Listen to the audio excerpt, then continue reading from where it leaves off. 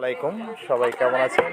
আমরা যে মেজবান খানার কথা বলেছিলাম আমাদের আলমগীর চাচার বাড়িতে, তার কর্মযোগ্য প্রাইমারি স্টেজ গরুগুলো জবাই করা হয়েছে। গ্রামে যারা গণ্যমান্য ব্যক্তি রয়েছে তারা এখানেও উপস্থিত রয়েছে।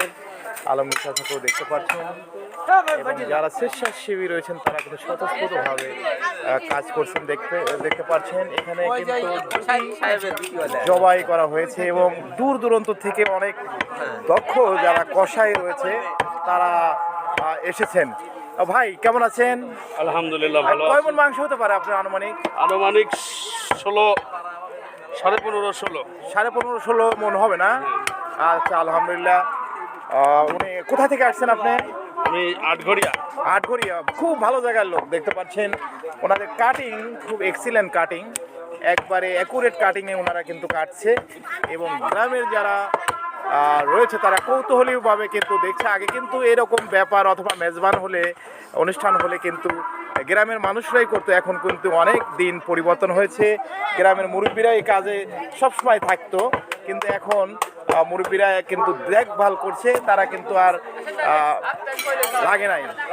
তো এখানে একজন দক্ষ কসাই দেখতে পাচ্ছেন মুহূর্তের মধ্যেই মাথা বানিয়ে ফেলছে দুই পাশ থেকে দুইজন। ভাই কাজ করতে কেমন লাগছে আপনাদের? আপনাদের বাড়ি কোথায়? আটঘরিয়া।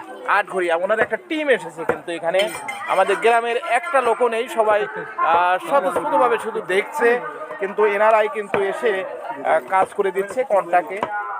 তো 15-16 মণ মাংস হবে। এখানে ডেক্সি দেখতে পাচ্ছেন, ডেক্সিগুলো কিন্তু এখানে এনে মাগুলো দেখতে পাচ্ছেন গরুর এখানে রাখা হয়েছে এবং এখানে ডেক্সিগুলো রাখা হয়েছে। ডেক্সি দেখতে পাচ্ছেন সবাই। এবং গরু একটা রিজার্ভে রয়েছে, আরো দুটো রিজার্ভে রয়েছে। একটা আছে, ওটা এই শেষ হলে কাটা হবে না? আরো দুটো কিন্তু রিজার্ভে রয়েছে, একে একে শেষ করার পরে কিন্তু কাটা হবে। কাটার পরে দেখতে পাচ্ছেন এখানে সুন্দরভাবে কিন্তু কেটে কেটে রাখা হচ্ছে এবং এখানেই গর্ত করে এই ডেক্সিগুলোর মাধ্যমে কিন্তু পাক করা হবে। অনেকগুলো ডেক্সি একসাথে পাক করা হবে। যারা স্বতঃস্ফূর্ত রয়েছে তারা এই যে আমাদের আলমগীর চাচার ছেলে ডাক্তার কি যেন নাম বলিলাম, ডাক্তার সোহাগকে দেখতে পাচ্ছেন।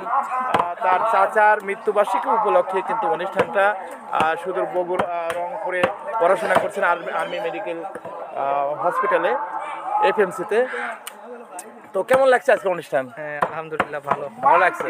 ধন্যবাদ। যারা স্বতঃস্ফূর্তভাবে দেখার জন্য এখানে এসেছে তারা কিন্তু কৌতূহলী হয়েই কিন্তু এগুলো দেখছে এবং এখানে মাপার ওয়েট দেওয়ার জন্য কত মনে হয় সেটা একটা এস্টিমেট করেই কিন্তু কতজন লোককে খাওয়াবে সেইভাবে এখানে সবাই মেজারমেন্ট করতেছে। যারা মুরব্বিয়ান রয়েছে তারা এবং যাদের নিয়ে আসা হচ্ছে দূর দূরান্ত থেকে তারা কিন্তু স্বতঃস্ফূর্তভাবে একটা বিশাল জায়গার উপর কাজ করতে তারা কিন্তু স্বতঃস্ফূর্ততা পাচ্ছে।